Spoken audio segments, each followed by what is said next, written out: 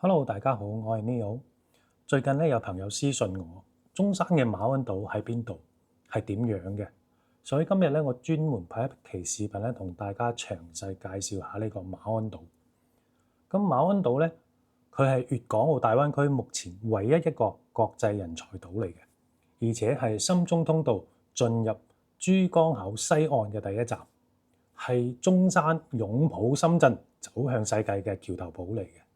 咁12年嘅歷練咧，馬鞍島依家係散發緊唔一樣嘅魅力嘅。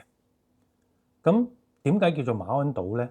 其實喺佢嘅位置又位於珠江口西岸宏門水道出口呢個地方，佢就好似一個調轉嚟放嘅馬鞍咁嘅。佢其實最初面積係得4平方公里，佢係一個漁村小島嚟嘅。但係喺1989年東邊臨海嘅呢一片地圍起咗4.4萬畝嘅土地，亦即係依家馬鞍島嘅一個輪廓噶啦。時間嚟到2013年中山翠亨新區掛牌成立。喺呢個時候馬鞍島正式劃為起步區，定位係咩呢？國際化、現代化、創新型嘅城市新中心。由呢個時候開始呢個名不見經傳嘅小島已經開始引領中山由江河時代向住海洋時代去變化啦。咁12年係眨下眼就過嘅，馬鞍島已經發生咗翻天覆地嘅變化。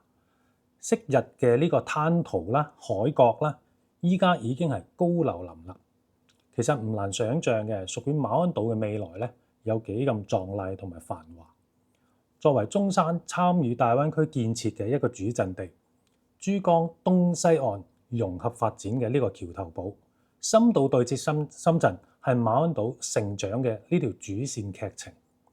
2016年，深中通道正式開工，江波龍、新益昌首批深圳嘅製造業龍頭，先後進駐咗馬鞍島，形成咗咩呢？深圳總部加中山基地咁樣一個新嘅格局。喺2020年，馬鞍島上演咗史詩級嘅土拍，加速咗島上嘅產業佈局。浪尖設計啦、星光達啦、金雅福啦、希立儀器啦，呢啲深圳嘅企業係搶灘進駐馬鞍島嘅。馬鞍島嘅風光係一時無兩嘅。咁截止目前嚟講，馬鞍島招商引資落地項目超過200幾個，其中就包括中港核啦、華潤燃氣啦呢啲知名嘅深圳企業，而且係有1/5嘅項目係帶有深圳嘅基因嘅。僅僅最近3年落地馬鞍島嘅新項目就有大約70%係嚟自於深圳。咁依家馬鞍島上邊係完成咗深中6個一體化，實現跨城通辦事項係可以超過220幾項嘅，而且有4+X 嘅產業體系啦，招商引資超過70%嘅深圳企業啦，而且有66平方公里嘅深中經濟合作區，圍繞住馬鞍島一個中心定位，佈局3大深中發展模式。咁中山嘅國際人才島嘅建設推動咗深中人才嘅互通嘅，而且我認為呢個係一座超級嘅深圳島，依家喺度加速形成緊。喺2024年，深中通道正式通車，馬鞍島由中山最東嘅地理終端，一夜之間成為深中同城嘅第一站。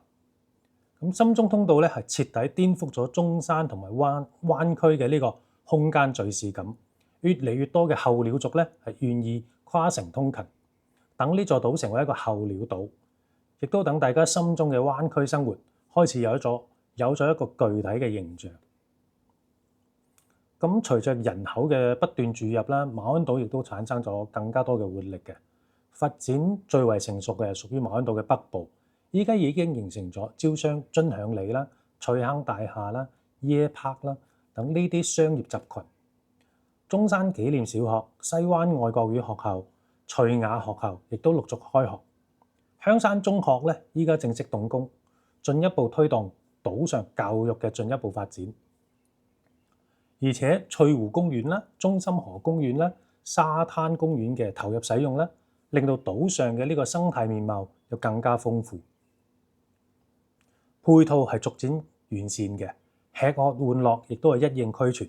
擁有咁好生命力嘅馬鞍島，亦都成為咗依家好多中山又或者深圳年輕人嘅一個打卡地嚟嘅。嚟緊馬鞍島仲會迎嚟翠湖新城啦、香山站嘅 TOD 啦，呢啲重磅項目嘅規劃落地，島居生活其實係充滿住想像嘅空間嘅。我係 Neil，你嘅灣區置業小夥伴，我哋下期再見啦。